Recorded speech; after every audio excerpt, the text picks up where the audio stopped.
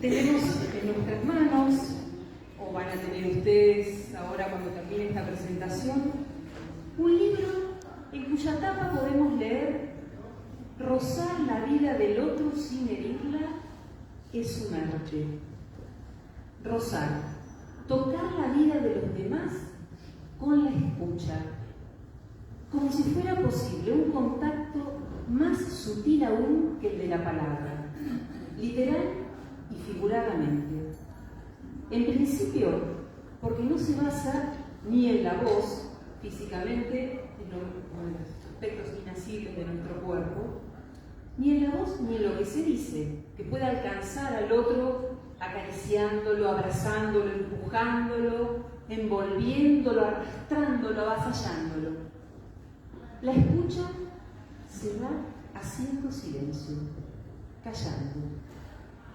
Y sin embargo, aún así, también la escucha llega a generar un roce, un contacto.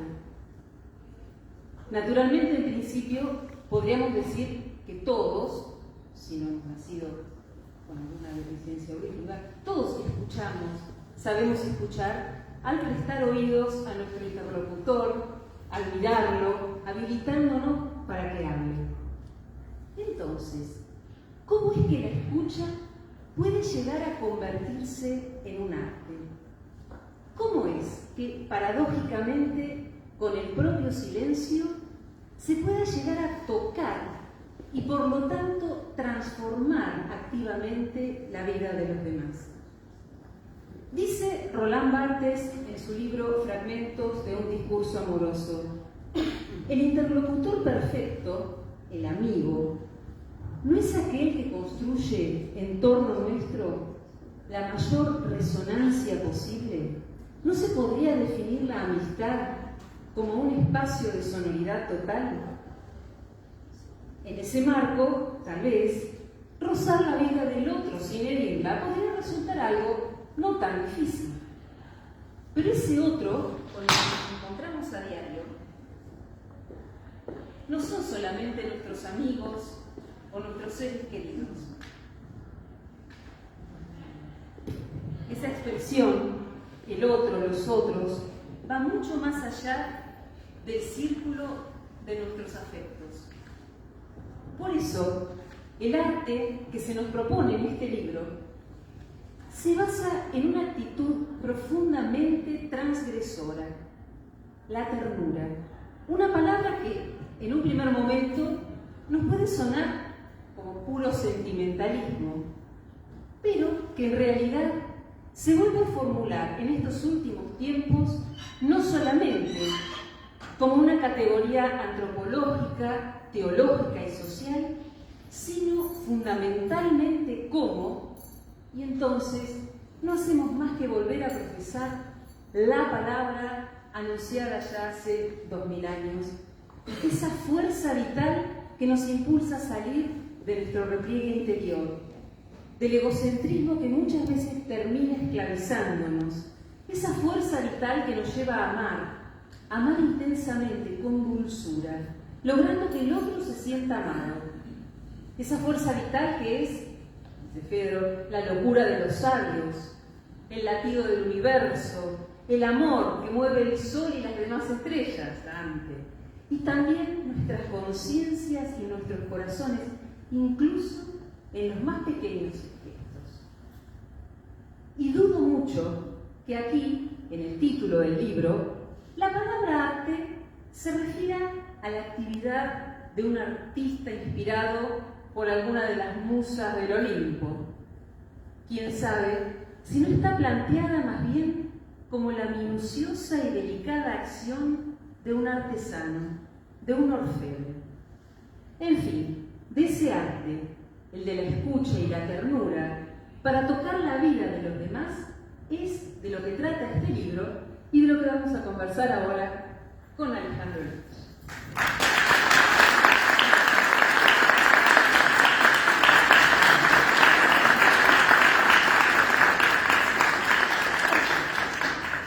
Alejandro, te voy a preguntar entonces, ¿qué sentido tuvo a nivel personal para vos la escritura de este libro? Todo comenzó en el 2018, 2019, con una situación traumática que uno empezó a descubrir, no personal, sino institucional, que empezó a descubrir que había algo que faltaba y de que todo el mundo habla y que suena bien la palabra escucha, pero que se fue cristalizando en las instituciones, en los corazones, y lo que yo pensaba que era una cristalización de esa escucha en una institución o en una cultura, empecé a descubrir que también estaba cristalizada en la propia vida. Entonces, hasta que no se destrabe o se ponga en movimiento esa verdad que te hace trascender, ir más allá y poner en movimiento no solamente tus propios deseos, sino descubrir esto del arte de rozar la vida del otro, llegar al umbral de la vida del otro, a lo más profundo de la vida del otro, para que el otro pueda poner en palabras y de saludar lo que tiene en el corazón, y que la palabra y la voz recupere su fuerza. Es un proceso más que institucional, es un proceso personal. Entonces soy yo el que habilita a que el otro tenga un espacio de encuentro seguro, delicado, tierno. Esto que charlábamos al principio, una ternura que no tiene que ver con lo sensible, sino con la capacidad de sentirte sentido por otro, con la capacidad de saber que alguien te amó primero y que te animás a amar también. Entonces, ese movimiento de sentirte amado y de poder amar es lo que, esa fuerza vital, ese vigor que tiene cada corazón que se anima a poner en palabras lo que le pasa, tiene coraje, prudencia y templanza para poder ponerse en movimiento. Una situación exterior, una realidad traumática, con normas, cuando estamos preparando la primera defensa de tesis, nos empezamos a plantear esto, que necesitamos salir también de nuestros espacios seguros o de confort para poder adentrarnos al misterio de la vida del otro. Que por eso vos hablabas de orfebre, y yo creo que el que escucha tiene que ser un orfebre de la palabra, pero un oído que esté limpio y diáfano al momento de recibir la vida del otro. Como estamos con el libro en nuestras manos, tal vez entonces sea el momento de preguntarte, para empezar, por la tapa de este libro, la imagen. ¿Cuál es la razón de esta elección? Esto que les decía primero de la cristalización de la verdad, de la escucha y de esta ternura de la que forma parte del libro, que yo fui descubriendo, esta es una foto muy personal y familiar. La otra,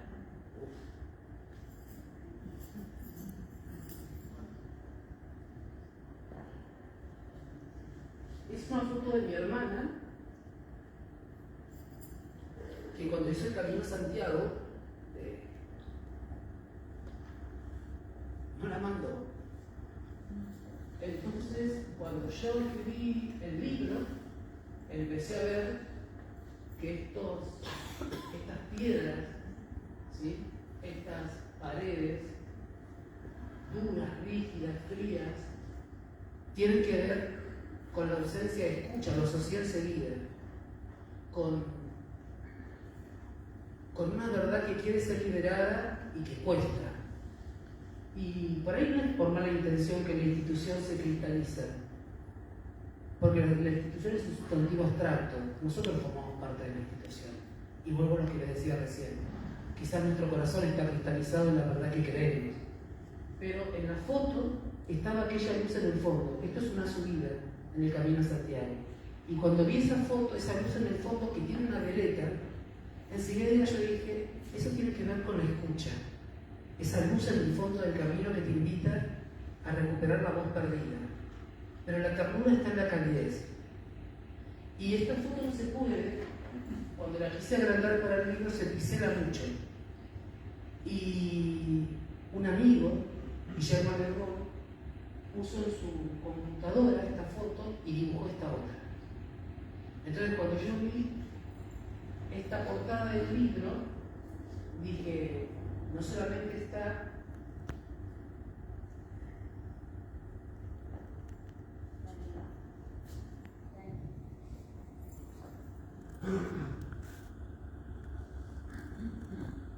el deseo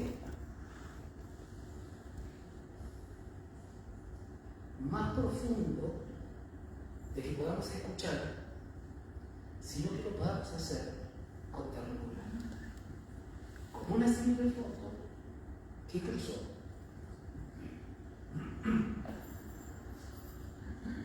12.000 kilómetros.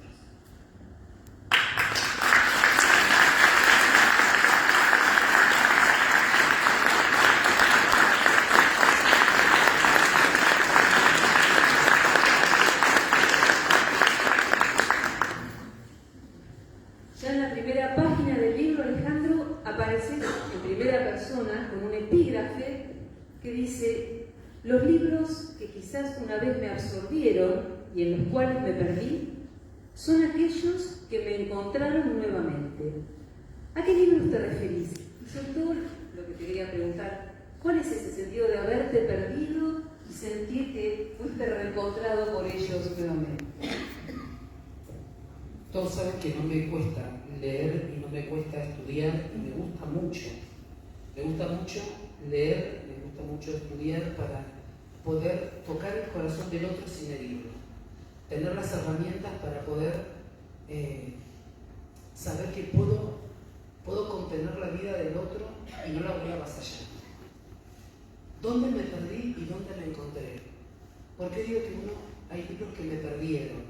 En el sentido, y que eso uno lo puede descubrir en toda la obra, en el sentido que a veces uno se esconde detrás de una estructura.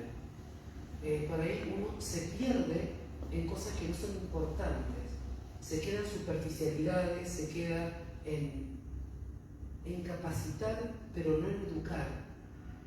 Y esta situación que me tocó acompañar institucionalmente hizo que yo, no solamente un equipo de gente, parte está presente acá, ayudase a recuperar la fuerza, el coraje de esta persona, sino que me fui encontrando en las mismas falencias, en el silencio de mi propia vida. Entonces, en lo que parecía académicamente perfecto para mí y desapercibido para mucha gente, otros corazones fueron despertando con lecturas particulares. Por eso están ellas acá, acompañándome 27 años, me ayudaron a redescubrirme y a saber que el primer deseo de poder yo ser lo que soy, no lo había perdido, pero se había ocultado. Entonces un abrazo, como el de Fray Carlos, cuando asumió, o la insistencia de Olga en muchos recreos dentro de la institución, fueron ayudándome a descubrir que la voz tiene valor y tiene que tener fuerza. Entonces, lo que me sentí perdido sin saber, me volvió a encontrar. Y por eso me siento feliz. Los chicos que están acá, mis alumnos, algunos, siempre les digo, o mis amigos saben que yo jamás me soñé escritor. Jamás me soñé en poder hacer 4 tesis de la mano de Norma. Jamás. Pero sin embargo, cada uno fue aportando la fuerza y el coraje para que uno pueda estar de pie. El libro contiene también una dedicatoria, pero a diferencia de lo que generalmente uno lee en las dedicatorias, que es el nombre de una o varias personas, acá vos mencionás todas aquellas personas conocidas o no, que concretamente entonces, ¿a quién está dedicado el libro? ¿En qué ámbito esperás que sea recibido y que tenga efecto? El libro está dedicado o está orientado a todo profesional de la salud, desde una cuidadora, una maestra, un trabajador social, un psicólogo, un psicopedagogo, un médico. Lo queremos hacer más general, cualquier persona que tenga a cargo alguien a quien curar, a quién cuidar y en quién creer. Y yo creo que cualquiera se puede sentir identificado, porque todos tenemos a alguien por quien rezar, por quien cuidar, por quien creer, por quien defender. Yo creo que cuando vos sos consciente del arma poderosa que es la escucha, que te saca de ese sonoro adormecimiento de tu propia voz para entrar en el mundo enriquecedor de un diálogo en donde el escrúpulo desaparece, en donde el miedo se fuma y empieza a haber esa libertad y ese cuidado de saber que lo que estamos generando es profundo, es maravilloso. ¿Para quién? Para aquel que se anime a escuchar. Porque no solamente es un desafío escuchar, sino también es un reto muy importante aprender a hablar. Dos palabras que aparentemente son simples. ¿Cuál sería entonces, de acuerdo a tu análisis, el sentido de la escucha y cómo se articula con la ternura? La escucha tiene que ver con albergar al otro, con ser un módulo de contención. Yo siempre uso la misma palabra. Uno puede hablar muchísimo sobre la escucha, pero la escucha te habilita a ser y a estar. Y en este marco que hacías en la introducción, a ser y a estar en un silencio que no es de resistencia, sino que es un silencio que habilita a escuchar y que el otro pueda poner lo que le pasa en su corazón. Y cuando el otro puede empezar a hablar de lo que le pasa, ese silencio empieza a ser tan fecundo que se va generando una esperanza que es responsable. ¿Qué tiene que ver con la ternura? Es esto que hablábamos recién. La ternura pone en movimiento ese deseo profundo de amar. ¿Sí? Entonces, cuando uno descubre que tiene posibilidades de amar permanentemente, pero no se las permite, el silencio empieza como a corroer el mejor deseo de sentirte parte del otro. Entonces, nos hemos acostumbrado a quizás hablar en público, pero no nos hemos acostumbrado a detenernos a escuchar al que está hablando. Hablamos muchísimo de soltar en esta nueva manera de ver la vida, hay que soltar, y nos hemos olvidado de saber elegir. Yo no tengo que soltar, tengo que saber elegir. Necesito esa herramienta de discernimiento en la palabra o intelectual para que la palabra sea correcta, el discernimiento afectivo para que el vínculo sea sano con el otro y el diálogo sea fecundo, y también el discernimiento espiritual para que en todo lo que diga y con quien esté podamos trascender. Esa capacidad de trascender, que es dejar una huella que otro la puede pisar y no se va a hundir, porque hay una escucha atenta, activa, comprensiva, tierna. Entonces yo creo que la escucha se apoya en esta escucha y esta ternura, en este libro se apoya en un trípode: el coraje de elegir el propio rumbo de la vida. Cuando vos escuchás y empezás a escuchar con ternura, te habilita lo primero a tener coraje en la propia vida, a no tener miedo de elegir, que duele mucho, pero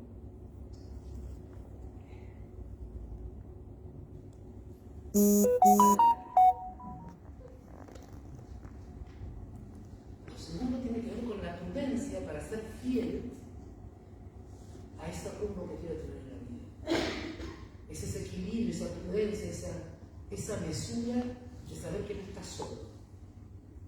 Y lo tercero, la templanza, que para mí es la virtud olvidada. La templanza te da esa confianza, ese coraje, para que lo que vos creías que no podías hacer, lo podés hacer. Es la habilidad de templanza de sacarte de tus propios miedos y de descubrir que sos esto, que sos frágil, que sos vulnerable, pero que no sos débil.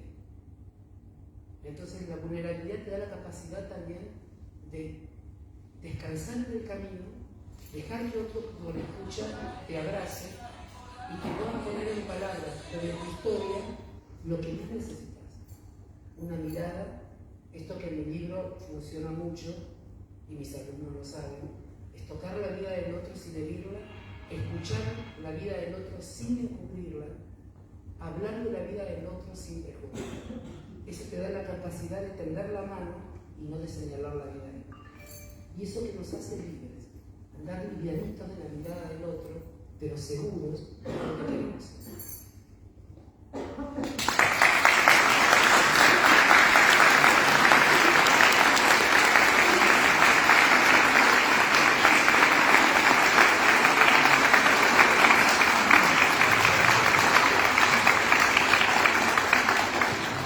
En este libro no aparece solo tu voz, Alejandro, sino también la de quienes te han acompañado desde que comenzó a gestarse, bueno, hasta esta noche, estamos todos juntos acá.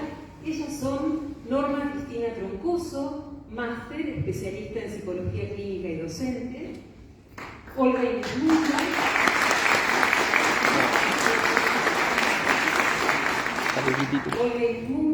licenciada en psicología, psicoanalista y docente;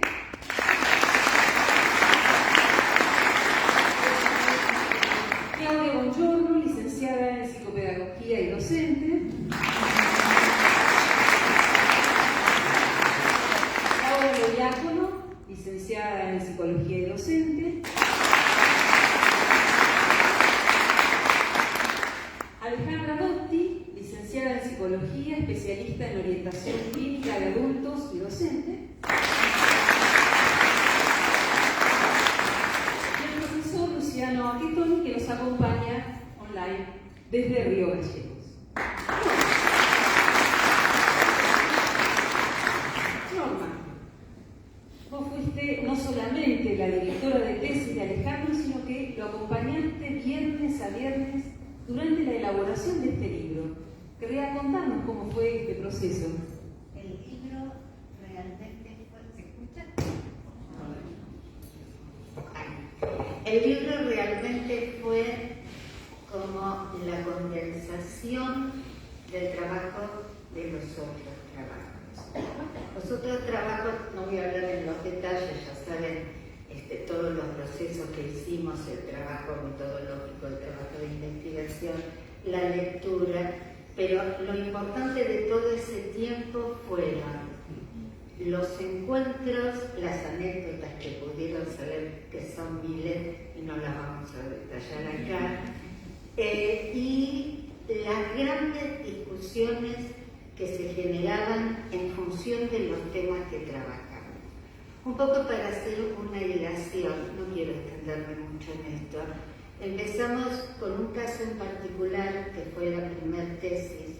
La segunda tesis fue tomada el tema de la escucha ética y de la ternura, fue tomado desde el grupo, y el tercer trabajo realmente, que fue el más desafiante y el más intenso de nuestro trabajo, que fue analizar esta escucha ética en una cuestión muy traumática dentro de la institución. Llegar a las conclusiones de ese último trabajo fue hasta desafiante, revolucionario. Alejandro es un artesano, como dijo recién Ana en la explicación, pero también es un revolucionario. Entonces, era permanentemente estar en un nivel de tensión excitante, trabajando en temas que realmente fueron muy lindos y nos permitieron llegar a conclusiones muy interesantes. Ese fue el trabajo dentro de lo académico. El libro es la metabolización de todos estos hallazgos trabajados en las conclusiones de estas tres tesis. Hubo entre medio otra más que no tiene que ver con el desarrollo de esto, ¿no? Y ahí hay otro tipo de anécdotas. Ahora, esta metabolización, vuelvo a repetirlo, lo pone Alejandro en el lugar de artesano de la palabra y de la escucha, y creo que también del silencio. Esta escucha con una dimensión para nosotros desde la clínica, la escucha es, o desde la educación, desde la docencia, La escucha es una cuestión bastante habitual, pero la dimensión que le dio desde la ternura fue realmente emocionante, tierna, redundando en lo que implica el libro, y describiéndolo a él desde una postura humana más allá de lo que ustedes pueden imaginar, más allá de lo reactivo, de lo revolucionario y demás. Esta, digamos, elemento que tiene desde esta ternura es incomparable. Yo puedo resumir en 3 palabras todo el trabajo que hicimos. Fue creer, crear, crecer. Creer en los vínculos, creer en la otredad, creer en el otro que posibilita siempre un encuentro. Crear lazos. Hicimos lazos de todo tipo, con todo tipo de relaciones. Ustedes no se pueden imaginar lo amplio que fue nuestra integración de cosas, de gente, de trabajo, de material, bibliografía, facturas, mate, café, todo eso también estaba incluido. Y el tercer elemento tiene que ver con la creación. Y la creación, más allá de la otredad, del vínculo y de los lazos, es del afecto y la ternura en cada uno de estos vínculos y lazos que se establecieron. Y esto en una dimensión no solo del sujeto con el que se trabajó primero, no solo del grupo con el que se trabajó en segundo lugar, sino de la institución que implicó, hasta de parte de Alejandro, un acto de rebeldía. Yo creo que esto merece un aplauso por el esfuerzo.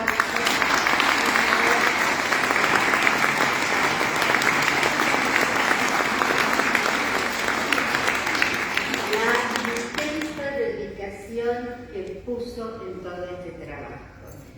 Yo creo que el respeto por la palabra dio lugar a algo más que una simple relación a nivel clínico. Se dio una cuestión integral. Y este respeto por la palabra, por la escucha, incluso por el silencio, nos lleva a dimensionar la ternura desde el nivel humano de Alejandro. Nada.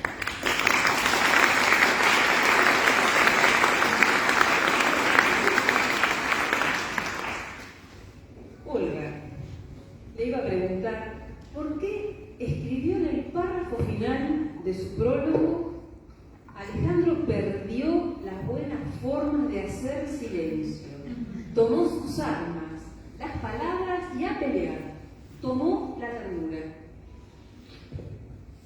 Bueno, tomó algo de lo que dijo Norma, que lo que me quedó saltando ahí es que fue un revolucionario y rebelde. Esto creo que en mí empieza cuando una noche Alejandro llama a casa y me cuenta un poco me cuenta lo del libro y más o menos cuenta lo que sus tesis y demás, y el proyecto de hacer el libro. Y cuando nos ponemos a hablar, y no era la primera vez, él mencionó las reuniones de café en el Juan, acá en los intervalos, nos poníamos a hablar de las instituciones, ¿no? Y de todo lo que viene en el libro, y que pasa que yo no me voy a extender ahí, en las instituciones. Y eso quedó ahí, pero esa noche que él llamó por teléfono lo sacó a relucir nuevamente. Y que por lo tanto la idea era escribir. Obviamente, por supuesto que yo le quedé Marisa y le dije, eso hay que escribirlo porque las palabras se las llevan bien. Entonces, ¿por qué puse que era un acto de valentía? ¿No es cierto? Que tiene que ver con la valentía de poder escribirlo, de poder dejar todo eso en palabras. pero que también tiene que ver con el silencio. Porque para poder ponerle palabras es muy importante haber escuchado todo esto que él decía. Y si se quiere, de toda una queja que había. A eso había que ponerle palabras y había que mostrarlo. Ahora, cuando son palabras nada más, hay un dicho que dice: las palabras se las lleva el viento, ¿cierto? Entonces es importante que las palabras aparezcan en una letra, en las letras. Por lo tanto, la idea del libro estaba fantástico. Ahora, había que tener coraje para eso. Vos preguntabas qué relación tiene con el silencio. Lo que pasa es que toda la vida humana está hecha de opuestos, ¿no es cierto? Está el día y la noche, está el hombre y la mujer, está el silencio y están las palabras. Para poder poner palabras y para poder escribirlas y que aparezcan en letras, porque las palabras se las lleva el viento, para que poder ponerlas en letras es necesario esa escucha de la cual él habla. Si no está esa escucha ahí, es imposible poner palabras y, si se quiere, pelear con esas palabras, porque de la única manera que yo puedo pelear en el buen sentido de las palabras y en el buen sentido de las peleas, la única manera es que yo tenga una relación con el otro para hacerle ver cuál es mi diferencia. Y ahí creo que está la ternura y está la escucha, poder escuchar al otro para poder darle mi diferencia. Cuando yo voy a abrazar, hay que tener esta capacidad de escucha desde el deseo del otro. Y me parece que Ale lo describe en todo el texto, Y los escombros emocionales, bueno, a partir del dolor, creo que todos tenemos historias, prehistorias, creo que hay escombros que se pueden reciclar, se pueden reinventar, lo vintage se puede renovar, siempre y cuando uno no repita, ¿no? Y creo que Ale lo explica, lo escribe y lo grita en todo el libro. Así que bueno, gracias por darme esta participación en este texto y te quiero mucho.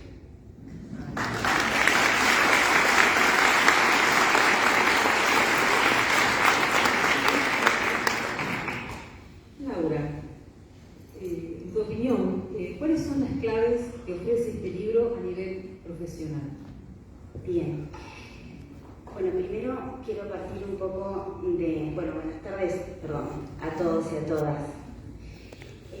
Gracias por estar hoy compartiendo este momento tan importante para Alejandro. Yo voy a partir de una frasecita que Ale escribió en su libro y que dice así: nosotros hacemos la institución y la institución hace que nosotros seamos. El libro está atravesado por lo que es la institución, por la vida institucional y bueno, les cuento que cuando yo estaba transitando mi último año en el profesorado de psicología que se dicta en este instituto, conozco a Alejandro Lich. Era mi último año de formación, corría el 1900, última década del siglo pasado, pero bien.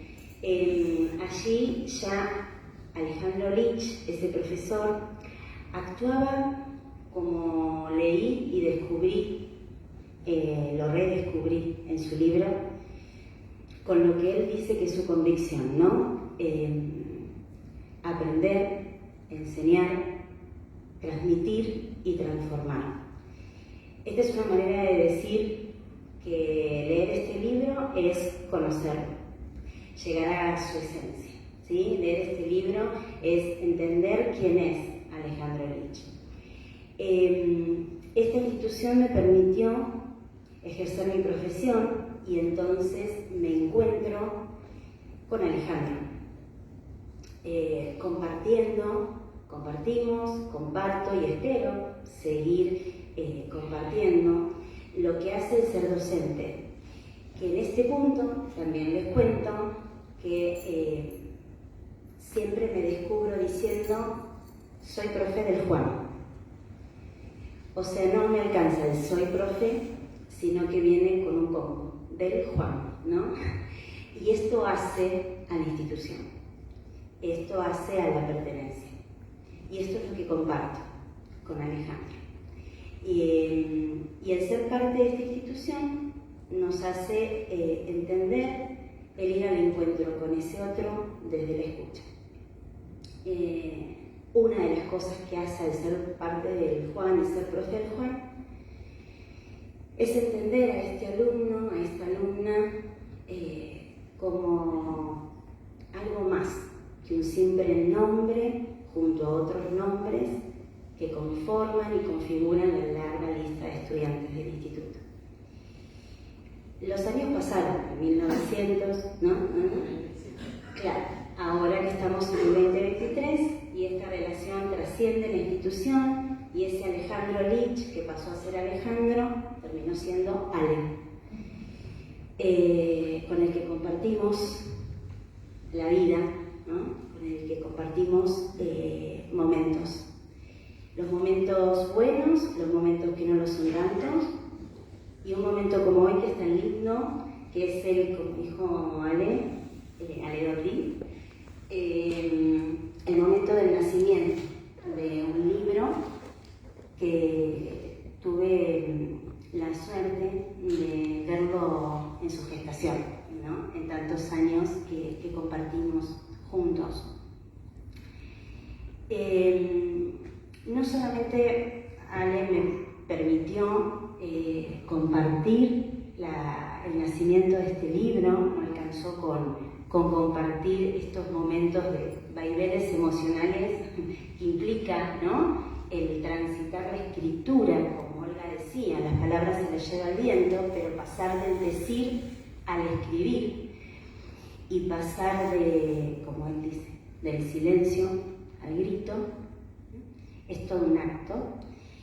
Pero no solamente tuvo esa generosidad donde compartimos todo lo emocionante del sentir de la etapa, ¿no?, todo lo que ya les contó y les confió a ustedes hoy, sino que tuvo la generosidad de decir: quiero que me hagas el prólogo de mi capítulo, de mi segundo capítulo. Si tengo que transmitir qué sentí en ese momento, diría honor muy grande por esa invitación, y al momento segundo, así como rapidísimo, horror, ¿no? Horror. Digo, ay, y tengo que escribir, ¿y qué hago? No soy muy formal, a las palabras, a los hechos me remito, ¿no? Tengo todo un escrito acá y termino hablando. No soy formal, no soy protocolar, pero Ale me dijo, sé vos, escribí lo que quieras, yo no voy a corregir nada de lo que vos pongas y digas. Y me invitó a hablar de la escucha. Entonces, esto que vos me preguntabas, ¿no?, lo que hace a la escucha, que parece algo simple, que implica al otro, ¿no? Si alguien escucha es porque alguien está hablando, ¿verdad? Entonces, en este escuchar, ¿desde dónde escuchamos? ¿Desde dónde hablamos? Y bueno, y uno habla desde la singularidad, ¿no? Uno habla e intentamos explicar y queremos ponerle la palabra justa al momento justo, ¿sí?, en el tiempo justo, y resulta que no hay la palabra justa. Y hoy no tenemos tampoco una manera de expresar todo lo que vamos sintiendo, porque es como que la palabra está fallando, no logra dar con eso que queremos expresar. Entonces decimos, ¿me entendéis lo que te estoy diciendo? No sé si me explico lo que quiero decir, y bla, bla, bla, bla, bla, con la convicción de que hablando la gente se entiende, ¿no? Bien, entonces uno habla desde la singularidad y el otro escucha también desde su fantasmática. Y esto es lo que nos invita el libro de de Ale y el capítulo que me invita junto a Ale Dotti prologar, que tiene que ver con la escucha. Y entonces la primera pregunta que surge es, bueno, ¿cuál es la diferencia entre una escucha cotidiana, ¿sí?, la que se puede dar con el otro semejante, ¿no? Uno escucha mucho decir, lo hablé con mi amigo, lo hablé con mi hermano, lo hablé con mi primo, ¿no?, a la escucha profesional, a esa que se puede dar, por ejemplo, en un consultorio. Entonces, bueno, los invito a leer el libro, los invito a leer el capítulo, porque Ale nos ayuda a dilucidar de qué se trata este saber escuchar, esta escucha tierna, comprensiva, que habilita la palabra del otro, que hace que ese sufrimiento y ese ser sufriente, ¿sí?, por un lado se haga cargo de lo que hace y dice, y por el otro lado el profesional pueda hacer algo con eso, ¿no?, y aliviar ese sufrimiento. Empecé con una cita del autor y ahora voy a terminar con una cita que anoté por aquí. Dice el autor, dice Ale: personalmente creo que el escuchar es una decisión no solo de la conciencia, sino también del corazón. Muchas gracias.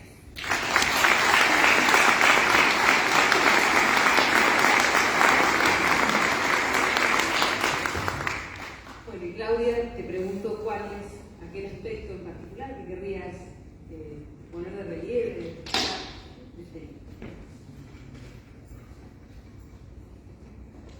Bueno, qué difícil decir en pocas palabras lo que quiero contar y responder en el mismo acto a la pregunta que formulaste, Alejandro. Primero quiero decir que hoy es un día hermoso. Hoy es un día hermoso que está lleno de emociones encontradas y que, bueno, muchas expectativas puestas en este hoy, porque como decimos en el campo, llegamos a la cosecha, empezó la cosecha. No es la foto, es una película, pasaron los calores, los fríos, las heladas, las lluvias, todo lo que hubo que resolver, pero acá estamos. El día llegó y bueno, y este libro nos muestra esto, cuánto deseo, trabajo, pasión pusiste, Ale, en él, en esta tarea, y definitivamente es una buena cosecha, una muy buena cosecha, en mi humilde opinión. La escucha y la ternura es un texto bonito, lindo. Como docente y como psicopedagoga, lo que decís en el libro me interpela, al mismo tiempo que me acompaña y que me construye, no pasa desapercibido. Y yo no tengo dudas que cada persona que lo lea va a transitar con sus propias vivencias una experiencia parecida. Entonces, yo les planteo a todos y a vos, pensemos juntos, ¿no es acaso el deseo más profundo de un buen docente, de un buen amigo, de un buen padre, de un buen hijo, tocar la vida de cada alumno sin herirla de cada hijo, etcétera? ¿No es eso? Como docente es lo que creo que lo que más nos interesa hacer. Y dentro de esta relación asimétrica que se da entre el alumno y el docente, no estoy hablando de contenido, estoy hablando del crecimiento, digamos, de la ética, de la personalidad ya conformada. El docente adulto que acompaña el crecimiento del docente en formación, trasládenlo a cualquiera de las situaciones que cada uno quiera, permite mostrar un recorrido, mostrar cómo nos apropiamos de la ley, cómo la transitamos, cómo la ponemos en acto, cómo la ponemos en acción. En una palabra muy psicopedagógica, cómo la interiorizamos. En una palabra cotidiana es cómo la hacemos nuestra, cómo esta palabra, esa ley, la hacemos parte nuestra. Y esa mirada reflexiva nos va a acompañar toda la vida, porque el proceso de estas partes, acompañar, interpelar, reconstruir, no se termina mientras estamos vivos.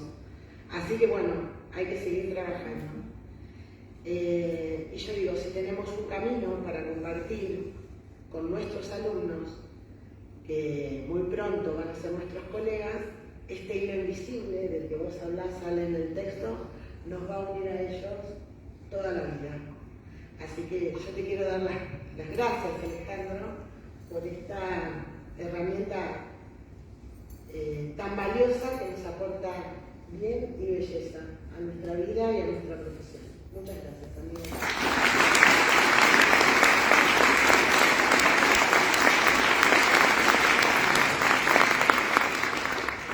Y como el licenciado Luciano Quetoni nos está acompañando, pero desde Río Gallegos, por pedido de Alejandro, les voy a leer los 2 primeros párrafos de su prólogo.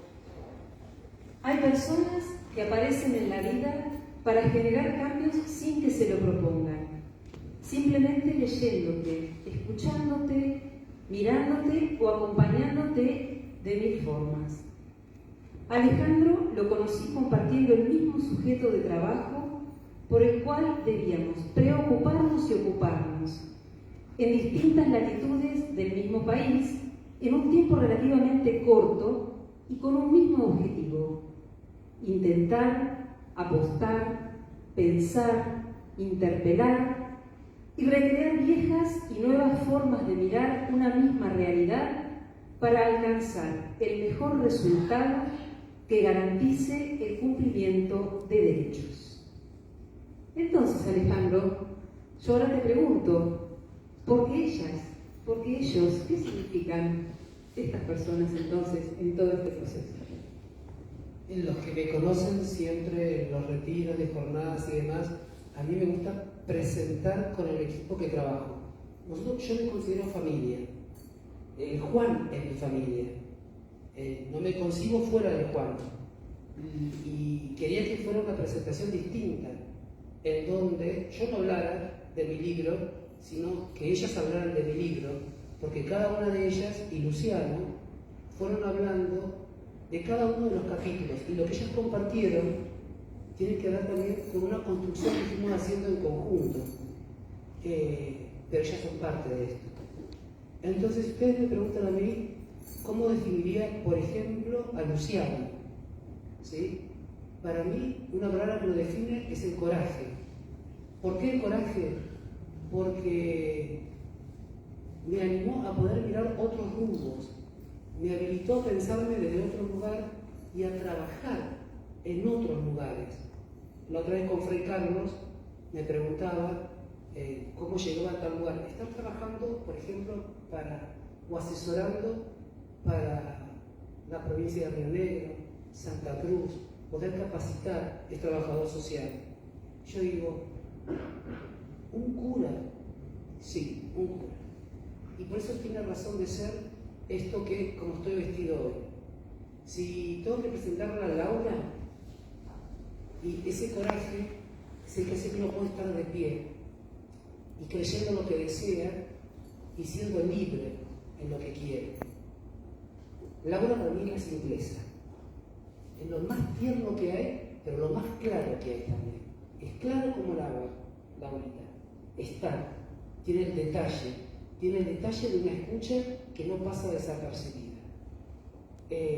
Norma es la constancia y el incentivo. Norma quiere más y te pide más, te exige más, y lo que parece tan poético que las chicas hablan es, te tira 3, 4 libros de un viernes a otro viernes, y yo tengo vida, tengo parroquia, tengo trabajo, y no me importa, pero te saca lo mejor que te hace el corazón.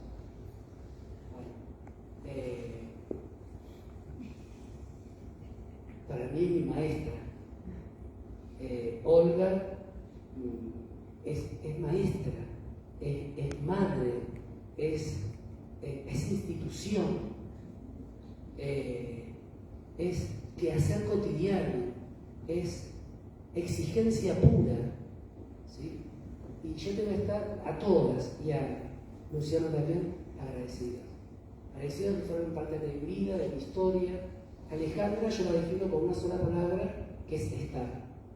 No me preguntes cómo se puede trabajar desde las 7 menos 4 de la mañana a las 11 de la noche, pero Ale, estoy. Y vive a 3 casas de la mía. El destino, la vida, nos reúne como familia. Y Claudia, que es la psicopedagoga, para mí la esperanza responsable. ¿Sí? Yo no puedo hablar de optimismo ni de pesimismo. Es una mujer que siempre tiene una sonrisa, pero sabe a dónde quiere apuntar. Y yo siempre digo esto, y le quiero aclarar esto, yo estoy vestido así. Yo vengo a trabajar vestido de cura siempre. ¿Por qué estoy vestido así? No es adrede, no es casualidad, es a propósito. Estas mujeres nunca me vieron, como Luciano también, nunca me vieron como cura. O ahí viene el padre, hagamos silencio. Siempre vino Alejandro, el hombre. Y por respeto a ellas, a Luciano también, ¿sí? ¿Es una estupidez? No, no es una estupidez. Porque este libro tiene que ver con esta construcción de un hombre que quiere ser responsable, que quiere escuchar y que sirve a una verdad y a una institución que no le interesa tanto cómo se puede vestir, sino cómo puede transformar en donde esté, en lo que haga. Se puede transformar cuando uno sabe escuchar, pero cuando tiene la delicadeza de tocar sin herir. Entonces, yo les pido que un aplauso enorme.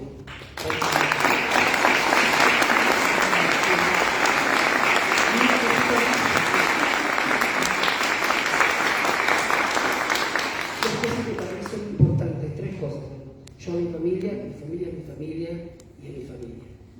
No les tengo que agradecer, es mi familia. Vamos para todos lados juntos. Sí, agradecerle a Fer Campos, que habla y tiene la palabra prudente, incentiva y no pone trabas. Y eso está bueno. Exige mucho, pero da mucha libertad. Y en esa libertad uno se permite ser un poquito rebelde. ¿Sí? Lo segundo, agradecer a Adrián Mandará, a la institución, está Berito en el fondo, Romy, gracias, Vero. Esta es mi casa, me siento parte de la casa y siempre voy a estar en esta casa. No soy salesiano, pero todo el corazón puesto en estos jóvenes, que cada año me da miedo entrar al aula, pero cada año es un desafío en donde mis alumnos me hacen sentir que vale la pena tocar sin herir y hablar sin prejuzgar. Gracias.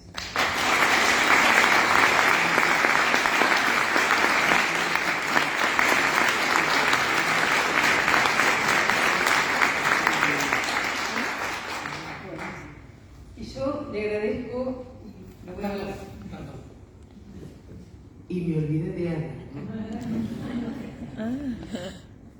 Una palabra la define. No hablamos mucho, pero es generosidad pura. Ella tomó ese libro, se lo leyó de punta a punta, me lo corrigió íntegro y la delicadeza de ponerme la palabra que podría ir, que fuera propicia, pero me dio la libertad para escogerla. Eso lo hace solamente una mujer que es muy generosa en lo que sabe y en lo que quiere compartir. Te lo agradezco profundamente.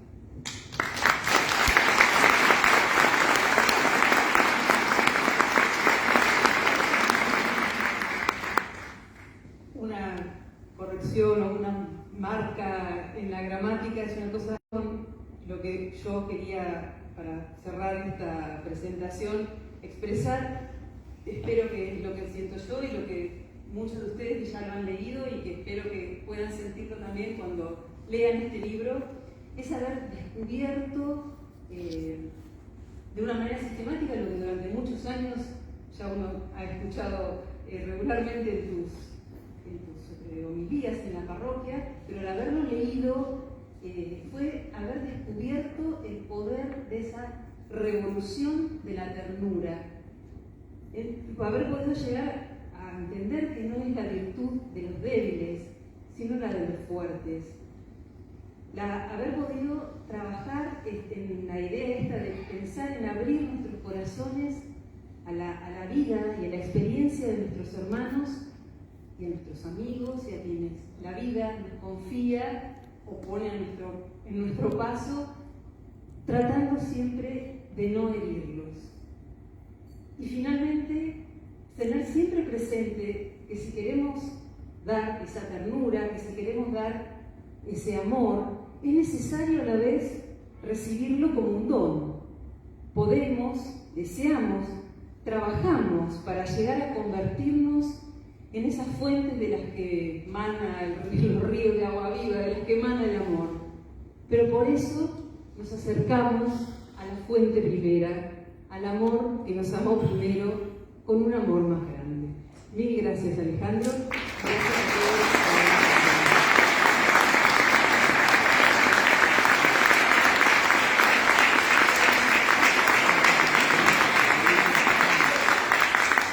Muchísimas gracias a todos por habernos acompañado. Los libros están a la venta ahí afuera y el autor firmará autógrafos a la siguiente.